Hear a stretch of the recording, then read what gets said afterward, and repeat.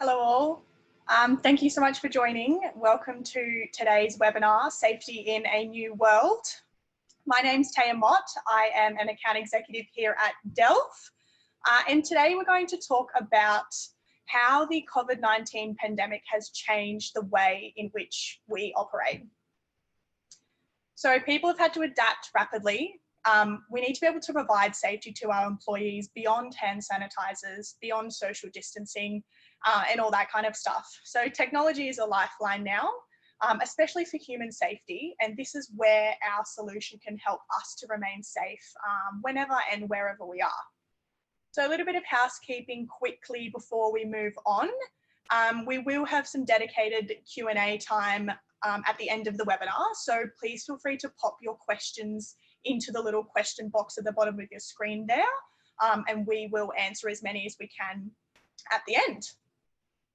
So moving on, what we are talking about today is the current pandemic and how it's created an inflection point in society for individuals and businesses as well. In Australia, we're still only 2 months in from where it's really started to impact us. And during these uncertain times, technology has become so valuable for businesses and their people when it comes to safety. When it also comes to safety precautions as well, and remaining connected and productive in our workplaces.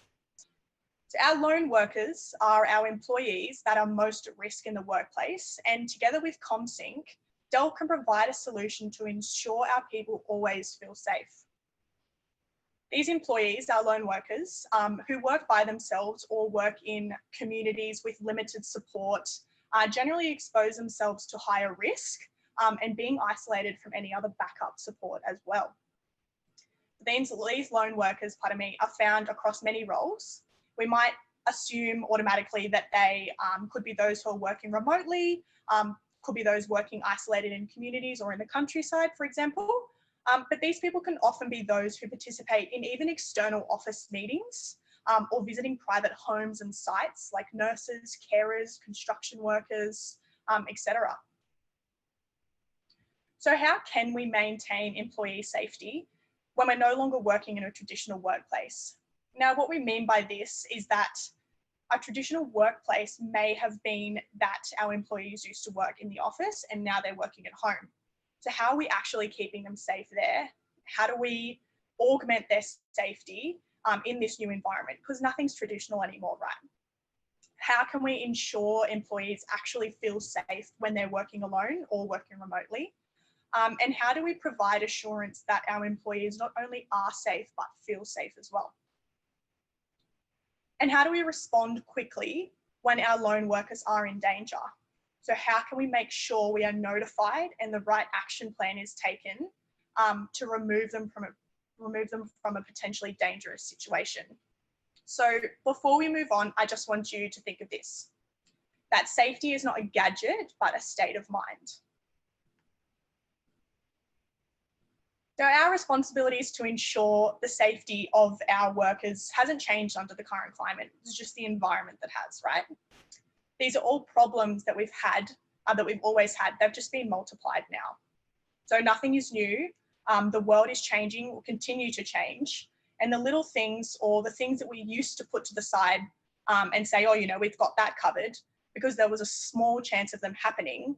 And now those things that have larger chances of happening and things, putting our workers in danger, those situations have increased significantly.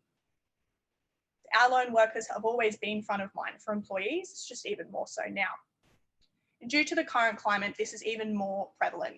It's important to consider that people's responses are often not around workload, but around violence. And when we talk about levels of violence and anxiety, we often put that back to the environments or back on the environments in which they're now working in. So this is how a normal business model might look. There are often teams who work together with the occasional few lone workers. However, due to the current climate, many more employees have become lone workers. So people have had to adapt rapidly and start to do things without actually knowing or without actually being fully aware of what's happening in the environment. So what is actually happening to our employees' environments? Are they at home? and how has the risk factor changed for them? So without warning, a new world has been established for businesses and a collection of people who were once accustomed to the way of working that's no longer accessible. Under this new normal, how do we enable employees who aren't used to working remotely? How can we rapidly give them secure technology, applications, and access to who and what they need? What we want to talk about today is how we provide actual safety and the feeling of safety in this new world. The Delv have partnered with Commsync to bring a world-first technology solution to keep people genuinely safe in environments which are continually changing, discreetly connecting those in need with their support circles. So I'd like to hand over to Scott Norrish from Commsync to dive a little deeper into the lone worker solution, what it is, how we use it, and how it can help us.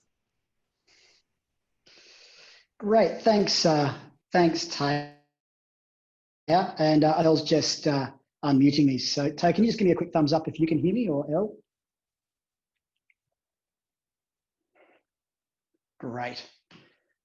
That's a little thumbs up. I've got a text from Elle and a text from Taya. It's interesting. We talk about this new world. We talk about being disconnected. We talk about new operating rhythms. They're words that are just playing around in our head, but we're actually living and breathing it. Leading into today and over the past couple of weeks, I've seen a brilliant meme floating around the professional social network around who was responsible for the change in your organization's digital strategy. Was it your CEO? Was it your CFO? Was it your CTO, your CDO? No, it was COVID-19. And COVID-19 has created this huge inflection point in so many parts of business. Bricks and mortar has transitioned. We're seeing changes in travel behaviour. We're seeing restrictions here in Australia and around the world. We're seeing passenger airlines reduce their flights, but we're seeing a significant increase in logistics. We're seeing Woolworths asking for 5,000 more staff. At the same time, Virgin are standing those numbers down. We're seeing this tremendous change in this new world, and people saying, I can't wait till I get back to normal. There is no getting back to normal. For those of you who have been following this, the coronavirus vaccine is feasibly 12 months away. The challenge is that even when we have a coronavirus vaccine, sorry, Elle's just told me my audio is not working. Let me just do this. Please just bear with me, folks.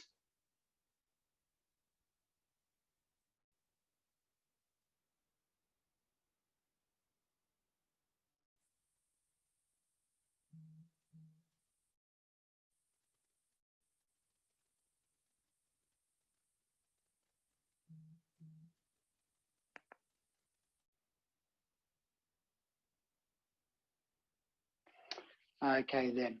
Elle, just drop me a text if that's not strong enough. Okay, so guys, we were talking a little bit about sort of the global scenario or the local scenario. We're talking about here in Australia and our road to recovery. But we look at around the world. We look at the UK and Europe still struggling to come to terms with managing the pandemic. We look at the US and every morning I'm waking up and thinking their biggest issue right now isn't the pandemic.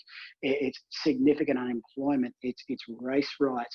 This new world has been disrupted because of things such as unemployment. This new world's been disrupted because of employee engagement. This new world's been disrupted because of so many factors.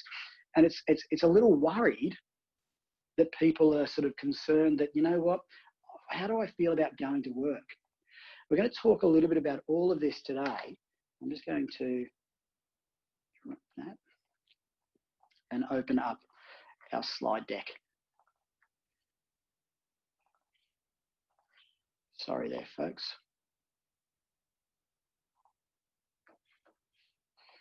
Right. So we're going to talk a little bit about lone workers. So lone workers has been defined by anyone with limited support arrangements. And for those of you who don't know, today is actually First Responders Day. So the Prime Minister got out this morning and talked a little bit about celebrating our first responders. And when we traditionally think about first responders, the first responders were our emergency services. They were our fire, ambulance, they were our police, they were our state emergency services, they were our medical staff. But first responders has actually grown. The challenges first responders are facing, which is right in the line of fire, has grown. We now have people doing deliveries. We now have people working at Woolworths. We now have people working at home by themselves. This lone worker community is significantly growing. There's utilities and remote engineers. There's meter readers. There's retail and hospitality. There's shop workers. Take, for example, a bank. A bank 20 years ago that we all knew had tellers with big bulletproof glass. They would have an emergency button underneath the counter. But banks and retailers have moved away from that model. They've broken down that barrier between the customer and the employee. But it also means the employee can't race to a desk to hit an emergency button because they're out amongst the customers. Retailers, service station attendants, getting attacked on forecourts, labourers and builders are all at significant risk in a highly anxious society. Here in Queensland last year, there was nearly 10,000 acts of aggression towards healthcare staff. Now, that's not the allied healthcare, that is just Queensland Health. That's a rise on 50% on the previous year. Over 1,000 of those individuals needed to actually attend hospital for the recovery from their injuries. In Victoria, 2/3 of nearly 5,000 nurses surveyed actually had an occupational violence incident in the previous 12 months. And it's not just those healthcare workers, bus drivers, train drivers, our transport and logistics industry are constantly being attacked and abused. 50% of all Australian employees have been abused by a member of the public during the course of their occupational duties. One thing that horrified me coming out of the footage that came out of the US in the last 2 days, I don't know whether anyone saw this. There was a 7-Eleven employee at work and the riots went past the 7-Eleven. That 7-Eleven employee was pulled from the 7-Eleven and attacked just so people could loot the store. Now, that's not a traditional frontline service person. That's not a person that goes into somebody's house. That's somebody just going to work to do their job.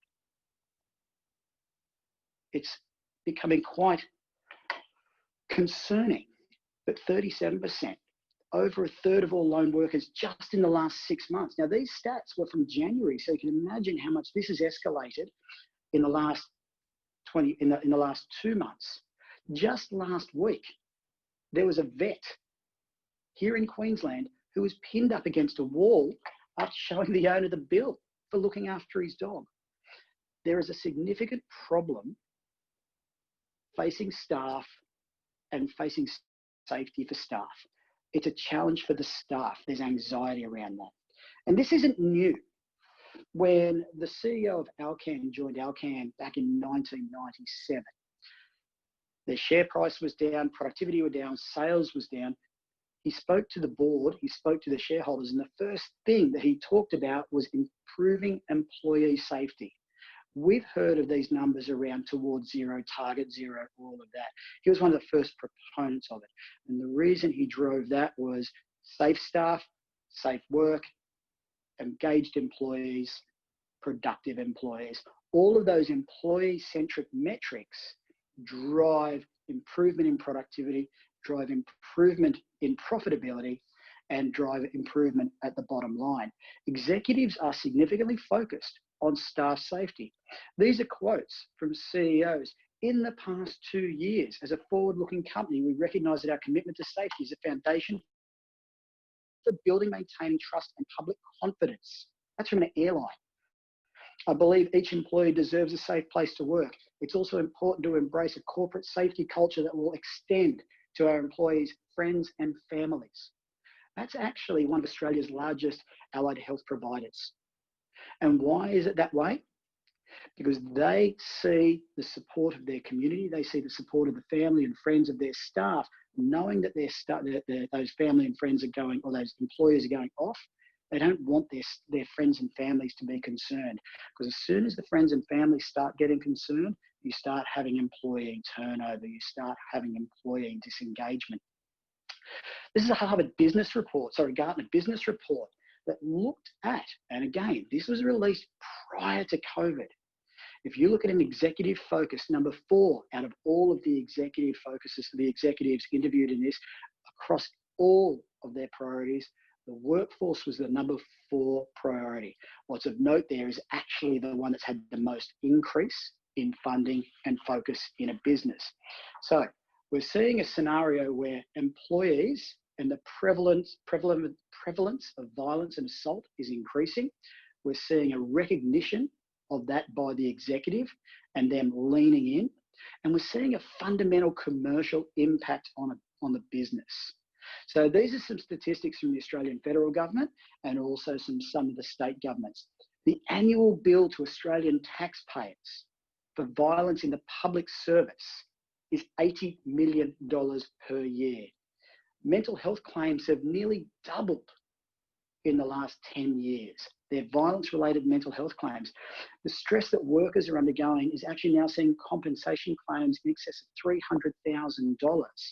In the last 10 years, there's been over 2,000 claims that have been accepted, and a quarter of those are over $500,000. So there's an impact to the bottom line of businesses. 233 claims by Comcare have actually cost the taxpayer more than $79 million going back a few years.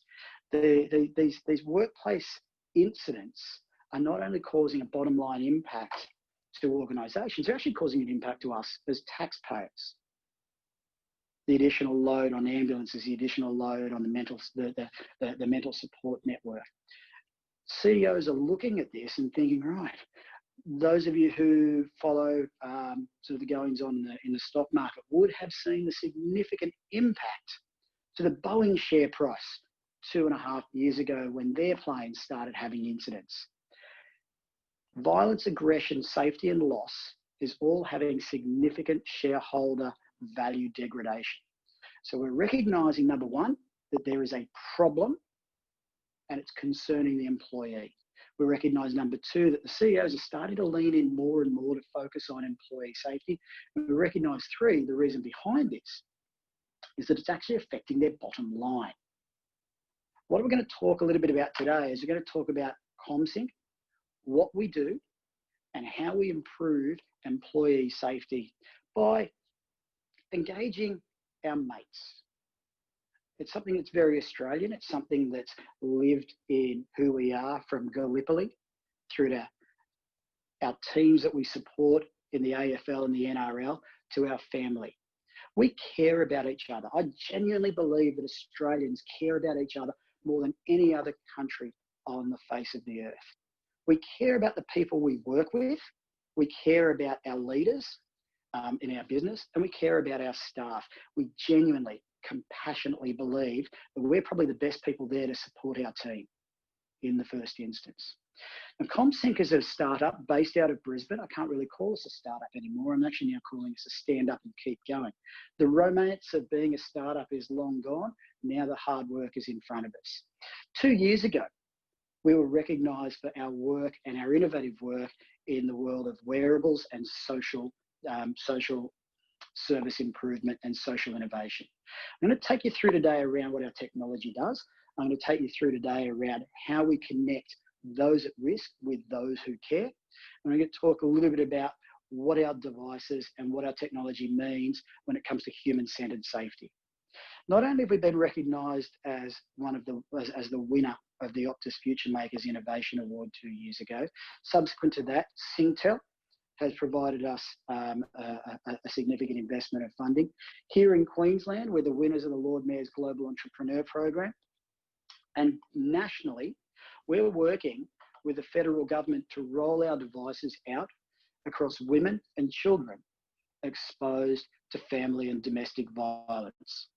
There'll be some information that'll be shared with you out of this meeting, the press release around the work that we're doing in the domestic violence sector will be in that. I'm here today to talk about staff and staff safety and lone workers. We built our technology based on the lived experience of our founder. Our founder, Chris Boyle, spent 25 years working as a frontline staff member with children and families doing family intervention, working for the Department of Communities. Every day he went to visit a family, he was at risk. Every day he went to visit a family, his heart was racing. And I'm going to share with you the story that started Chris on this journey to going, there has to be a better way. Chris was visiting a family here in the southern suburbs of Brisbane. The family was known to Department of Community Services to be a bit gnarly. There's risk mitigation techniques and risk mitigation protocols that all frontline staff, home visit, lone worker staff undertake. And Chris followed these. Chris drove up to the front of the house, parked his car so no car was in front of him, so if he needed to get away, he could. He evaluated the front yard of the property. There's no extra cars there. It didn't look risk-worthy. He went and rang the front doorbell. He was visiting a father, a mother, and their 2 children, doing just a child protection conversation. Ringing the doorbell, Chris takes 2 steps back, out of swinging distance and off to the left so that there's nothing that can come straight out the front door. The door opens. Chris greets the father. He says, "Hi, how are you?" All the pleasantries are exchanged. He then looks into the house. He can see, even though it's dark, the wife and the 2 children sitting on the lounge. Nothing untoward around that. Chris has a quick glance inside, can't see any other risk factors in the room. Chris enters in, walks in and sits down. As he's sitting down, the father closes the front door and locks the front door. Then Chris hears another sound. It's not just one lock. It's a second lock and a third lock. It wasn't just a deadlock. It was a chain lock and a barrel lock at the top and the bottom. Chris's heart has now started to race. Chris is starting to feel that anxiety. Chris then glances over into the corner of the room. He hadn't seen this beside the television. There's a samurai sword there. Chris's heart raises a couple more beats. Just then, 2 of the brothers of the father come out from the kitchen and decide to join the family meeting. Chris is now thinking, I don't know if I'm getting the children out of here. Crikey, I don't know if I'm getting out of here. Now, at the time, Chris had a wearable piece of technology, a pendant on a lanyard around his neck. He knew that when he pressed that, an alert would go off to a monitoring centre somewhere, and that monitoring centre would then ring his mobile phone. Chris knew from experience that any time his mobile phone rang in a gnarly situation like that, it was going to amplify the situation. So Chris used his nous to try and calm the room. It wasn't calming. Chris activated his alert. It went off to a monitoring. That monitoring centre rang Chris's phone. The brother then says, "Who's that calling you?" Chris says, "Look, don't worry, it's just my boss." Chris takes the call. They had an alert word, an emergency word. It was Harvey. Chris says to the people at the monitoring centre, "Hello, Harvey." They knew that Chris was in trouble. They didn't have any location information on Chris. They go into Chris's calendar.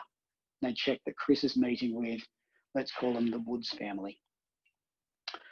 "Hi, Chris, I can see you're at the Woods family. Are they still at 19 Collingwood Street?" Chris hadn't updated the records. "No, they're not." "Where are they, Chris?" Chris couldn't very well say to the monitoring centre, "Hang on, let me just check. Hey, Mr. Woods, what's your new address here?" That would inflame an alert. Chris ended up saying to the monitoring centre, "Okay then, boss, yep, not a problem. I'll catch you in about half an hour. I'm just with the Woods family," and hung up. That monitoring centre knew Chris was in danger. They had no audio and no location. Now, Chris realised at the time that he'd be able to get himself out. He did. He used that phone call from his boss to say to them, guys, I've just got to jump outside. I've got to talk to another client. One of the things that Chris then did was actually escape using the skills that he had. One of the challenges that he then had was, how do I not let this happen again? And that was where he devised the concept that the people who are best to support me aren't anonymous people in a monitoring centre. They're actually my teammate, Chris's teammate, Ron. And Chris started building an app that would reside on his phone. And what that would do is actually make a one-way call to Ron. And Ron would be able to listen in. And the whole premise behind it was, as soon as Chris walked in that door in that situation and those doors got locked, he could activate that alert scenario. What he very rapidly understood was that the mobile phone wasn't the appropriate mechanism, because touching the mobile phone, unlocking the mobile phone, actually was a red flag to people that he visited. And that was when we started looking at, as an organisation, how do we take that app and build it into discrete wearables? And that's what's taken us to where we are today. We've developed technology that actually, a platform that unites technology and human networks. We've taken wearable technology on cellular networks and partnered it with a very sophisticated unified communications platform. It's built with the support of Microsoft and Twilio. Twilio are one of the largest organisations in the world when it comes to unified communications, and Microsoft provide all of our cloud infrastructure. The Twilio and Microsoft partnership will actually allow us, as we scale, to lift and take this whole technology stack to other geographies, acknowledging sovereignty of those regions. And we're about to do that in the US and the UK. What I'm going to do for you now is I'm actually going to take you through the workflow. I'm going to take you through how the device engages, how the device is used, and how the support network are there for you. So to give you an idea, and I'm going to hold this up to the screen. Elle, it might be worthwhile just changing over, I don't know if you can do this, changing over so I'm the larger image on the webcast. If not, you may all just need to lean in a little bit. There are multiple form factors for the device. I'm using one that's a round one. In that scenario with Chris, as soon as I started feeling uncomfortable, one of the things that I would do is I would simply touch my watch. It would move to a reach out screen, and then I would touch that again. What that's now doing is that's gathering two pieces of information. Number one, it's gathering my location. It's sending that via a data packet to my support network. What it's also doing is it's creating a call between my device into the Unified Communications Cloud and into those 3 or 4 people that I've nominated to be there for me. So a call would then come through to, I've got to hold that in front of me, don't I? To the users, who then will answer that call. That call needs to be engaged with to actually, so I'm just going to turn this down. That call needs to be engaged with by the safety network to say, I will accept this call. I'm getting a call from Scott's device. It's coming through to me. I'm going to answer that. And I'm going to know that I'm there for Scott. This is all predicated on the fact that safety isn't a gadget, it's a methodology. So when we deploy our devices, we sit with the wearers, we sit with the users, and we say to them, who are the 3 people in your business, in your life, who care about you? Is it your workmate? Is it your boss? Is it one of your staff members?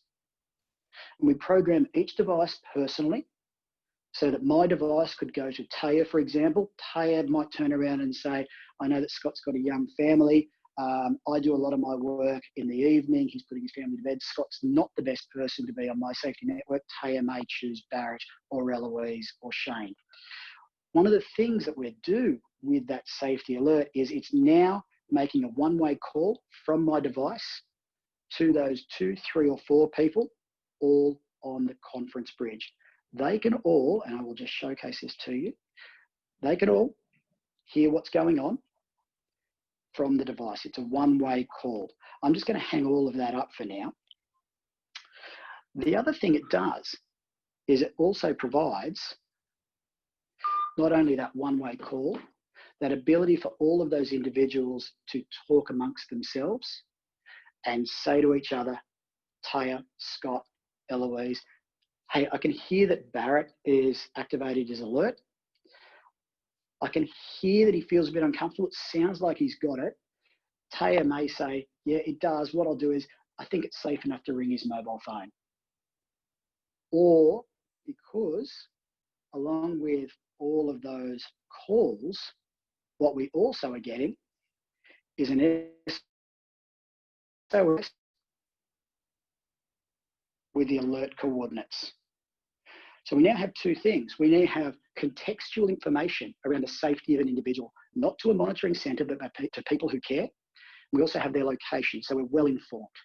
Now, if the situation is escalating, we can simply press 5 in that call to escalate that call to emergency services.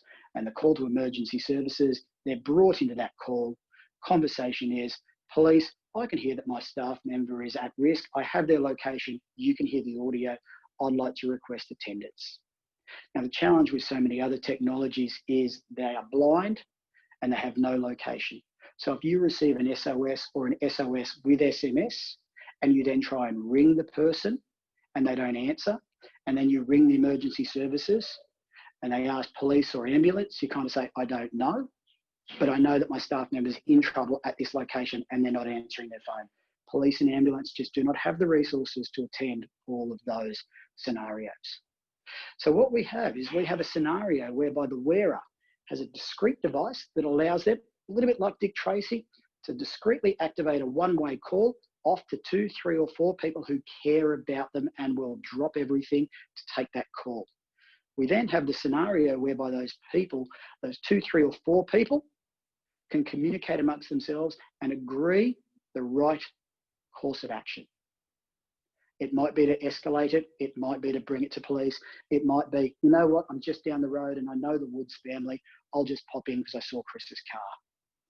It provides all of the tracking location.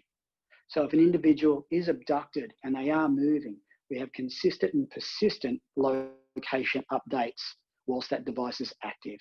So if something does happen to an individual and they are put into a vehicle, as what happened with a nurse in Townsville, we can track that individual and actually provide that information to the police. So we have meaningful real-time data, we have contextual information, and we have consistent and persistent location. We are the only organisation in the world that provides that mates component, that people who care respond to people who know, people who know respond to people who care. We have multiple form factors, round, square, whether they look like an Apple device or a Samsung device. All of the wearers, it just looks like a smartwatch to anyone that comes across them.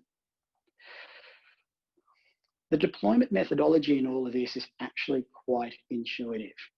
We work in partnership with Delv, who will sit and work with clients to define who that safety network is. So we have a methodology which is around doing that planning piece and sharing our experience, because every organisation is different. It's not a one size fits all. In fact, it's not a one size fits all for staff members. Some organisations, and we have clients around Australia, some organisations, one of their sites might say, you know what, we're such a tight team, we'll have each other's back. Another site might say, do you know what, we've got such a high rotation of staff, we can't put it to each other, we've actually got to put it to a manager. And so it's incredibly personal. So we have a client with over 250 devices. All 250 of those have personal plans. Yes, they all have emails and SMS alerts to the head of OC Health and Safety, and it does plug in to audit risk and compliance software via a series of SNMP traps. The deployment phase that we do, again, very much focused on user training, very much focused on feel free to use this device as often as you need. Remember, this isn't going to emergency services.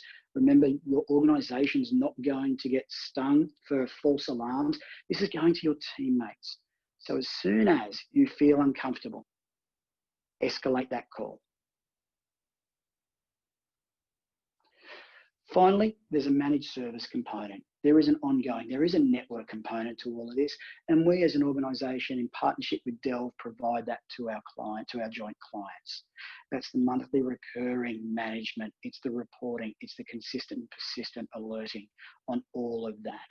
So we have a very strong deployment methodology, and it's framed in personal safety is personal, and it's human-centred.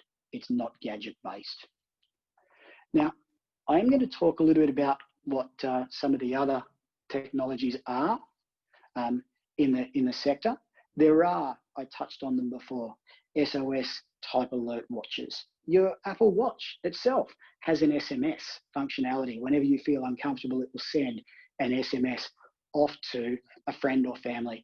It will send them the location, but it won't make a call. And if that person can't get the call, it just looks as though it's coming from you. So there's no context. If they can't ring you back, all they know is that there's something going on at that location. They could be running into something really gnarly. So having that contextual information is actually keeping your safety network safer themselves. Safety cards and pendants. There's a lot of safety cards. It's kind of been the standard for many years. The big lanyard-based piece. The lanyards themselves do break away, but they are a choking risk. And a lot of people, a lot of care workers don't like using them because they scream, "Hey, Mr. Client, you're a risk for me." A lot of healthcare workers don't like to wear them because they dangle, and so they wear them on their belts, not that accessible. In most instances, if not all instances, those safety cards and pendants go off to a tier 1 security monitoring centre. And that tier 1 monitoring centre, as was the case with Chris, will simply receive the alert. They may get some audio, but their first response is to call the wearer back. Now, if the wearer can't take that call, that individual's actually at risk. They think they're safe, but if they can't take that call back for whatever reason, they're unconscious, it's dangerous, their phone's been taken or smashed, there is no context, there's no safety alert process. Finally, there are a lot of phone-based apps, and there is a great place for phone-based apps. If an individual can reach into their bag, get their phone out, unlock it, open up the app, and activate it. And I use this example. I used to do a lot of running, not so much anymore, but whenever I was out on a run, I used to love taking a photo. Having to pull my phone out of my pocket, unlock it with sweaty fingers, open up an app and do that. It was probably about a 45-second process. Now imagine that wasn't just sweat that I was trying to unlock the phone with. It might have been blood, it might have been something else. Phone-based apps are good, but they're not ideal for lone workers. Again, because the phone coming out will often inflame a scenario. So that's a little bit about what we do. Our whole technology piece is around human-centered safety. It's around that each and every one of us has those 1, 2, or 3 people that if they called you right now, for me, it's my dad and my wife. If my dad called me once right now, I'd go, it's Dad. If he called me a second time, I'd go, hang on, that's Dad, he really needs me. One of the findings from the Queensland Domestic Violence Not Now, Not Ever report was that the people best suited to help our vulnerable individuals, and this is not just exclusive to that sector, it's every sector. It's people who know and care about them. It's activating the community. I'm going to give you some stats from the work that we've done in that sector. We, in partnership with the federal government, have rolled out these devices to 100 women in southeast Queensland. That trial's been going on for a little, just coming up to 12 months. Before we provided these devices to those women, on average, those women, the 100 women, would make 3 or 4 phone calls to emergency services each and every month. 300 to 400 calls a month across them, 1,200 calls across 90 days.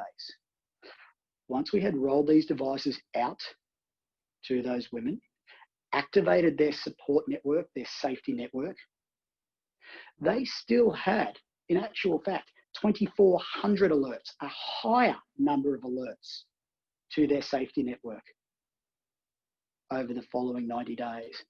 But only one call was escalated to emergency services. So not only does our technology logically good, it's proven to be good, and it's proven to keep people safe, and it's proven to keep some really vulnerable people safe. And now more than ever, our workers, as they return to work, are incredibly vulnerable. They need to stop trying to manage situations and know that their teammates who understand them have their back. Because that's it from me.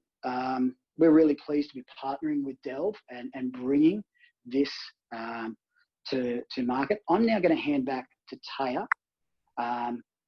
who will probably curate some Q&As for us. Thanks, Scott. Alrighty, so guys, we've talked about how the world has changed throughout this webinar, how it's probably continually going to change, and we want to be able to provide safety and assurance of safety to those most vulnerable. So Delv and Commsync have worked together to make this really easy to bring to life for you and for your staff, and to support you through the whole journey, whether that's the beginning of the journey that you may be in, or where you think this solution could be best implemented to update what you're currently doing now. So we've made a few bundles, all of which are super easy for you to start, easy to consume, and even easier to roll out. Our Safety in a New World bundle, the bundle that we've been speaking about today, is one of the 4 bundles that Delv have put together. This particular bundle, we've partnered with Commsync, as we've said, the bundle has been designed to include the Commsync Lone Worker wearable, the core solution, which provides that assurity and security, and allows the lone workers to make those calls in potentially dangerous situations. And, you know, safety plans are more likely to be actioned if the person at risk has a device that best suits their needs and is always accessible. Sorry, a bit of feedback. All right. Very similar to the managed service that we wrap around our mobile devices, Delv will help with the configuration and the setup of these devices. So all we want users to do is literally just take the device out of their boxes and wear them and start to use them. So Delv will work alongside your technology and response teams around the management piece, as well as support the ongoing maintenance required to keep your employees and also the technology supported. So this particular solution automates your workplace health and safety plans for employees, offering not only full compliance, but more importantly, the best possible outcome in the shortest possible time. So what we've introduced to you today is that our working environments have changed, and it's more important than ever to provide safety to our staff and their families. And it's really cool that we can use technology to make this happen and make it happen really fast. So we're going to open up for some questions now. If you haven't already submitted some questions and you would like to ask us something, please feel free to do so. As I said before, there's a little Q&A box at the bottom of your screen there. You can just pop your questions into that. And if we can't answer, or if we don't answer any questions today, we will be sure to send you through a response after the webinar. Alrighty, so a few questions here. Scott, I might get you to answer this one for me. The question is, how configurable is the support network? Yeah, it's infinitely configurable. Tay, can you just give me a heads up? I've just changed devices. I got you loud and clear. So it's infinitely configurable.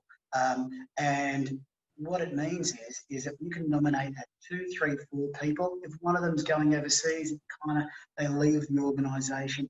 It's simply a move out change. Telecommunications parlay. It's simply a notification into Delv to say, Scott's left the organisation. I'd like Taya to come in to replace Scott.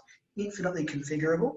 We're in the process of developing a really neat and tidy front-end user app, so you won't even need to engage with us. You'll simply be able to do that down to the power of the user.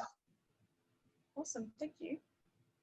Alrighty, the next question, I think it's a little bit of part me, part you potentially, Scott, but the question is, how long does it take to set up the devices and who does it for my team? Now the second part of that I can answer, and that would be the part about who would do the setup. So as I mentioned really briefly before, Delv will work with your technology and or your response teams to do the full configuration, the full setup, management pieces for the devices. So as we said, we really do just want you to receive, or sorry, for the client, the end user to receive the device, take it out of the box and start to use it immediately. So I suppose how long the setup takes, I don't know if you've got... Yeah, great. So the setup piece is actually fairly quick. It's about 15 minutes to actually do the setup. So if you're talking about setup from our perspective, configuration and the like, that's about 15 minutes of actual programming time to 30 minutes to actually provide all this information. Where the longevity in that is to actually sit and take you through what do you as a client want to look your safety network. So it's actually the planning piece from our perspective and Delv's perspective to the clients. That's the piece that's called consultative. Then the actual configuration and setup is fairly rudimentary.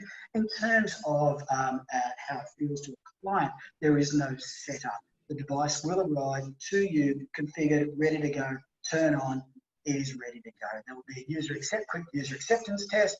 Great, we're happy, let's go. So about 5 minutes is that process from the user acceptance. Hope that answers the question. Perfect. And the last one here, we've got Scott. Can I use this as a shared device for my frontline retail staff? Absolutely. So what you can do is thinking about who you want the device to land on. Think about your 2, 3 or 4, let's call them Mary, Stephen and Kim, all working in a retail store. They're doing different shifts. I'd like them to have one of these devices. The question isn't, can I share it amongst them? The question is, where do I want that call to land if they activate it? Do I want it to go to a regional manager? Do we have a security company who does visits to our site, an after-hours security company? It's about thinking about where do we want it to land, not necessarily do I need a different device for different people. Absolutely not. And one of our clients down in Victoria, they manage a lot of youth homes. They have 4 and 5 staff that work in that location. They don't have 5 devices, they have 3 devices so that they can rotate them across the staff that are working. Where does it land? Well, in the instance of their 2 Bendigo houses, they've got a local security company that lands on the local security company. So the security company can hear what's going on and have a vehicle respond immediately. So it's infinitely flexible and it comes down to what suits your organisation. Perfect. Thank you. Alrighty. Thank you so much, everyone, for joining today. We really do hope you enjoyed the webinar. As I said before, this Safety in a New World bundle is one of 4 bundles that we have put together for you, all really easy to understand, really easy to roll out. We will be sending through an invite for our next webinar, which is Human-Centered Security. We've partnered with KnowBe4, which is super exciting.